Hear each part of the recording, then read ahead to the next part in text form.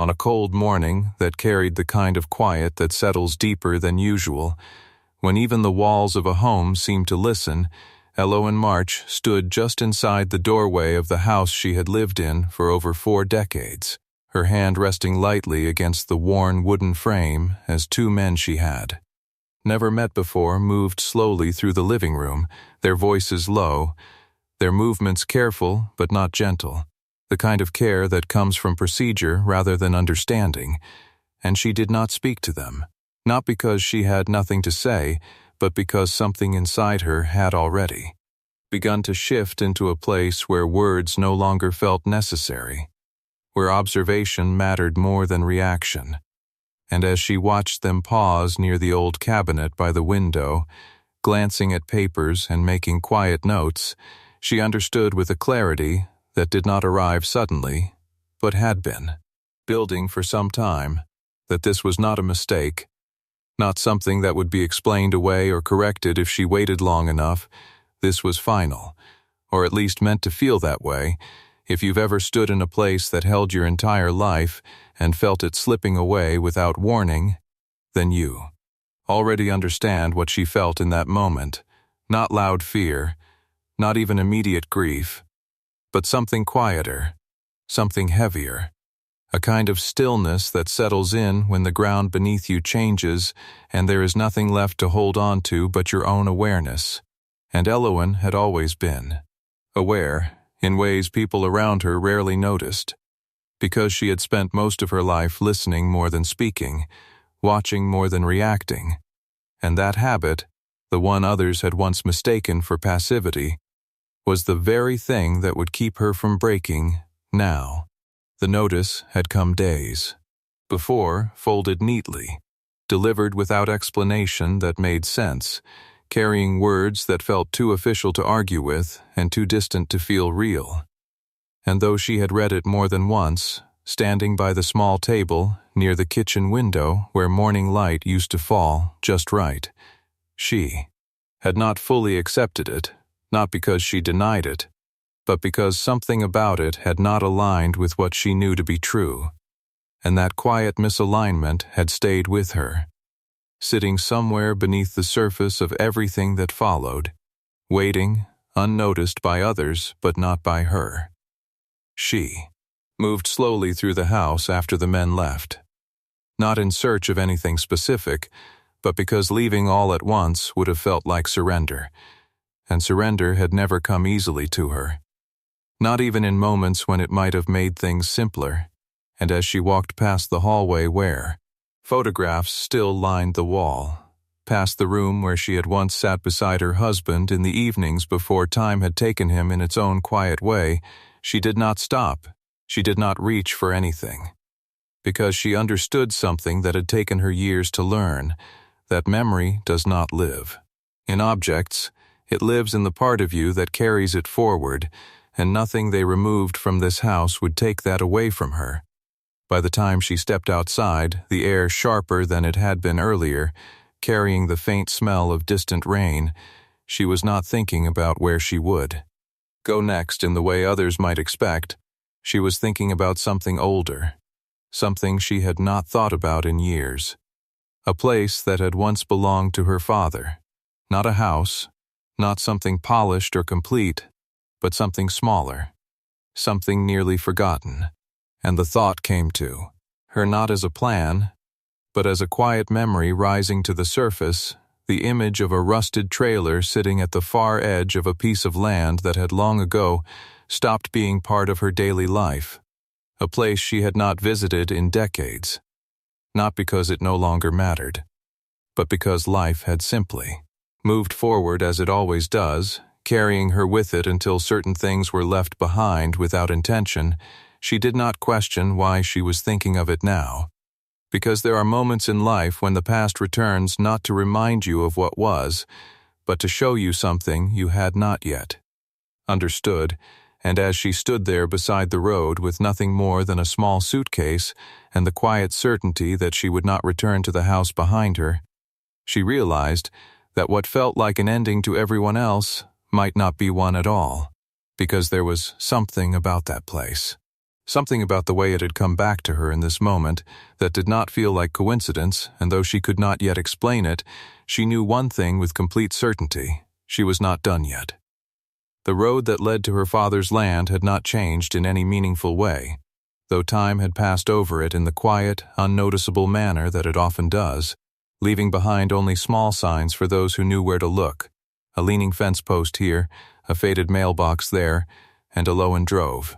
Slowly, not out of hesitation, but because something about the journey required it, as if moving too quickly would cause her to miss something important that had been waiting for her all along, and as the narrow path curved toward the edge of the property, she felt that same quiet sense again. The one she had noticed before, not fear, not doubt, but a kind of awareness that told her she was moving toward something that mattered, even if she did not yet understand why. The trailer came into view gradually, almost blending into the landscape at first, its rusted exterior worn by years of weather and neglect. Sitting slightly tilted, as if it had settled into the ground over time, and for a moment she remained in the car, her hands resting on the steering wheel, simply looking at it. Not with disappointment, not with expectation, but with a calm recognition that this place, forgotten by everyone else, had somehow remained exactly where it needed to be, waiting without demand, without urgency. And that alone felt significant. She stepped out slowly, the air around her carrying a stillness that was different from the house she had left behind, not heavy, not final, but open, as if nothing here had been decided yet. And she walked toward the trailer with measured steps, noticing the details without needing to think about them: the worn steps leading up to the small door, the window clouded by time, the faint outline of something inside that could not be clearly seen from where she stood. And as she reached for the handle, she paused, not because she was unsure, but because she understood that whatever she found inside would change something, even if she could not yet say what. When the door opened, it did so with resistance, the hinges stiff from years of disuse, and the air inside carried the quiet scent of age and dust, but nothing about it felt abandoned, not entirely. Because as she stepped in, allowing her eyes to adjust to the dim light filtering through the small window, she noticed something that did not belong to neglect, something that suggested presence, not recent, not obvious, but there in a way that could not be ignored. And she moved further inside, her attention sharpening without effort. Because this was not just a place left behind, there were traces here, subtle but clear enough for someone who knew how to see them. She ran her hand lightly along the edge of a narrow table, the surface cleaner than it should have been after so many years, and that alone was enough to shift her understanding. Because places left untouched do not remain like this. They gather time in layers, they settle into stillness, but this place had not done that, not completely. And as she turned slightly, looking toward the far corner where a small cabinet stood, she noticed it more clearly, not the object itself, but what surrounded it, the absence of dust where there should have been, the faint sign that something had been moved. Not recently, perhaps, but not long enough ago to be forgotten entirely, and it was in that moment that the quiet unease she had been carrying began to change into something else, something sharper, more focused. Because this was no longer just a place from her past, it was part of something present, something that connected to everything that had happened in a way she had not expected. She did not rush toward it. She did not open anything immediately. Because she understood now that what she was uncovering required the same patience she had shown from the beginning. And instead, she stood there for a moment longer, letting the realization settle fully that this place had not been as forgotten as it appeared.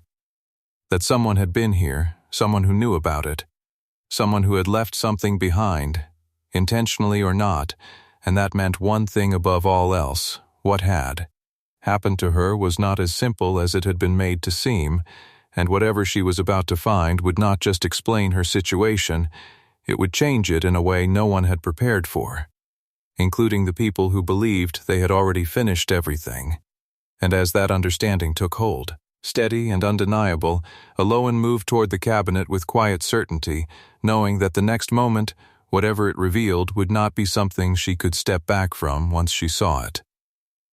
Aloan did not open the cabinet immediately, not because she feared what might be inside, but because she understood that moments like this required stillness, the kind that allows you to see clearly before you act, and she had learned over a lifetime that rushing toward answers often meant missing the truth hidden just beneath them, so she stood there quietly, her eyes moving across the small interior of the trailer once more, taking in every detail as if the space itself might speak if she gave it enough attention, and it was then she noticed something she had not seen before. Not because it was hidden, but because it did not belong to what she remembered, a faint mark along the inside edge of the cabinet door. Not damage, not age, but a deliberate line, as if something had been opened and closed more often than the rest of the place suggested, and that alone confirmed what she already knew. This was not abandoned, not truly, and whatever had been left here had been left with purpose. She reached for the cabinet slowly, her hand steady, her breath even, and when she opened it, the sound was softer than expected, as if the hinges had been cared for at some point. And inside, there was no immediate clutter, no obvious answer waiting to be discovered. Just a small collection of items arranged with quiet precision, and for a moment, nothing about them seemed remarkable. A folded cloth, an old tin box, a bundle of papers tied together with a faded string, but Aloan had never judged things by their surface, and she knew that meaning often lived in what others overlooked, so she reached first for the papers, not out of urgency, but because something about their placement felt intentional, and as she untied the string and unfolded the top page, she felt it again, that same quiet shift, the one that had followed her from the moment she left the house, the sense that she was no longer uncovering something forgotten, but something that had been waiting. The writing was not recent, but it was not as old as everything else around it, and as she read, her understanding began to move in a direction she had not expected, because what she was looking at was not simply a record, not just something belonging to her father's past. It was something connected to her present, a document that referenced land ownership in a way that did not align with what she had been told, not clearly, not immediately, but enough that the pieces she had been carrying began to shift into place, and she read further, slowly, carefully, allowing each line to settle before moving to the next, and what she found was not just a discrepancy, not just a small mistake that could be corrected with explanation.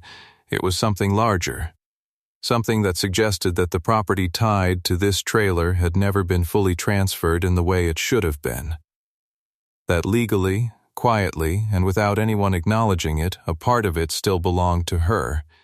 She did not react outwardly. She did not allow the weight of that realization to show on her face. But inside, something steadied, something that had been uncertain before now finding its place with quiet clarity.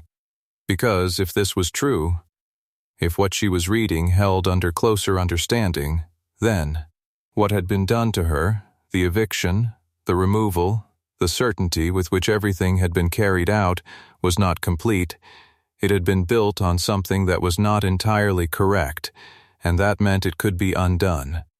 Not through argument, not through confrontation, but through something far more powerful. Through the simple act of revealing what had been overlooked, she lowered the paper slightly, her eyes moving back across the lines once more, not to confirm what she already understood, but to see what else might be there, and that was when she noticed it, not in the main body of the document, but in a smaller section, something written in a way that would be easy to miss unless you were looking for it.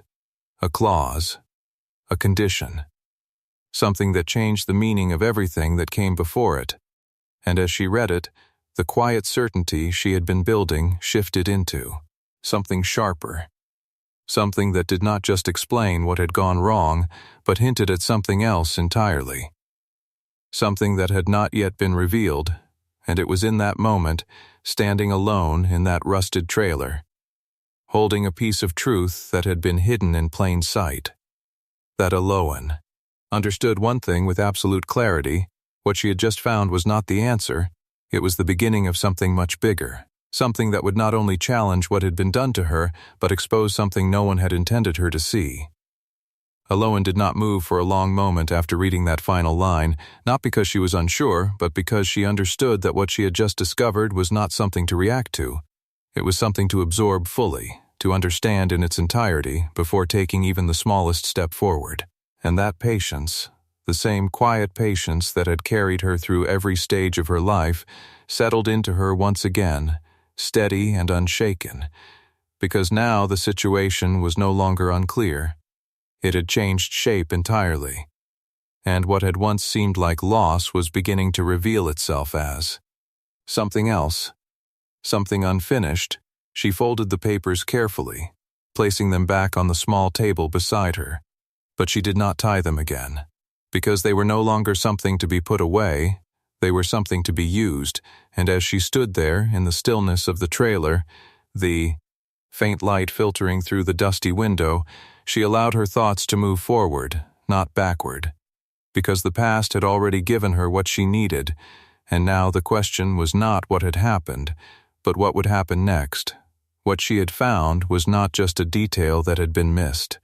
It was a condition, a quiet but binding clause tied to the land itself, something that had never been properly removed or transferred, something that required her consent in a way that no one had accounted for, and that alone shifted everything.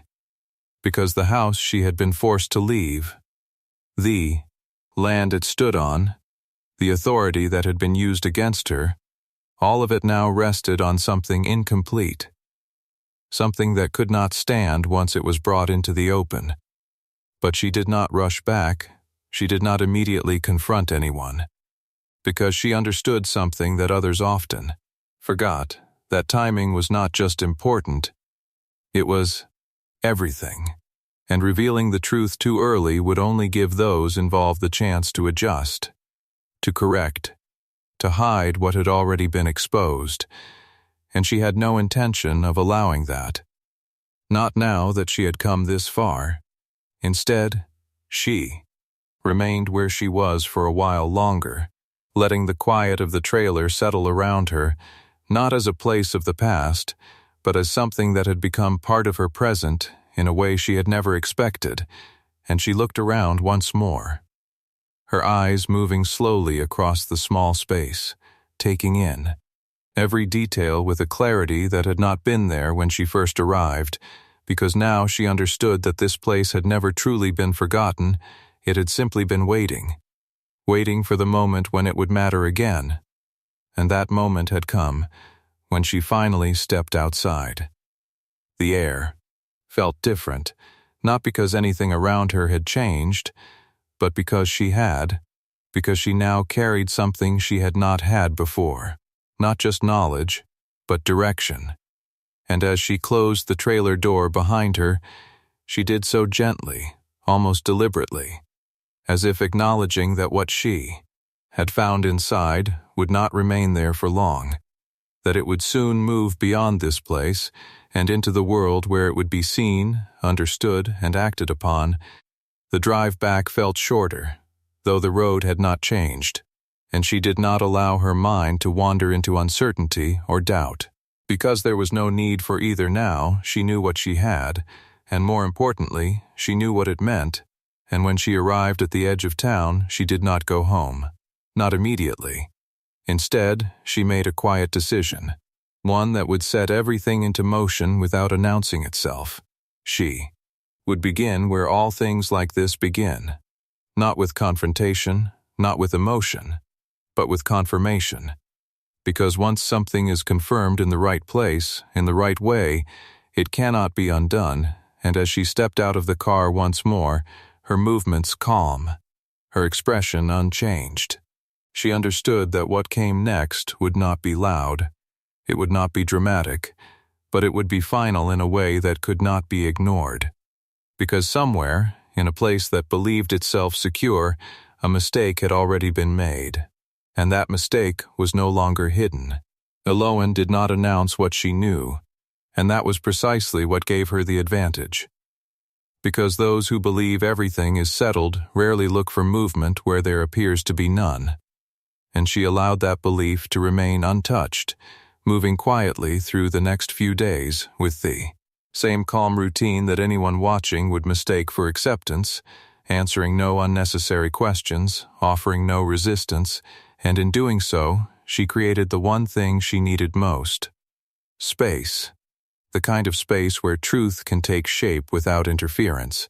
She began with confirmation, not from people who spoke in opinions, but from places where facts were recorded without emotion, where ownership, conditions, and agreements were preserved exactly as they had been written, and she followed the trail carefully, not skipping steps, not assuming anything, because what she held in her hands was powerful only if it remained precise, and precision required discipline, something she had never lacked. As she sat across from the clerk who barely glanced at her beyond routine politeness, she provided the details she had gathered, not all of them, only what was necessary, and waited.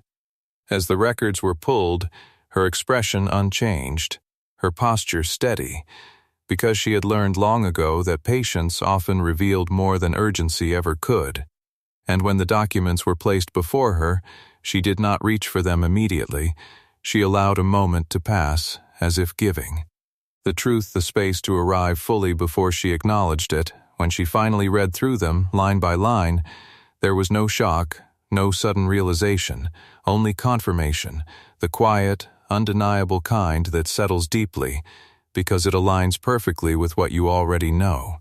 The clause she had found in the trailer was not just valid, it had never been removed, never been transferred, never been properly addressed, and that meant one thing above all else.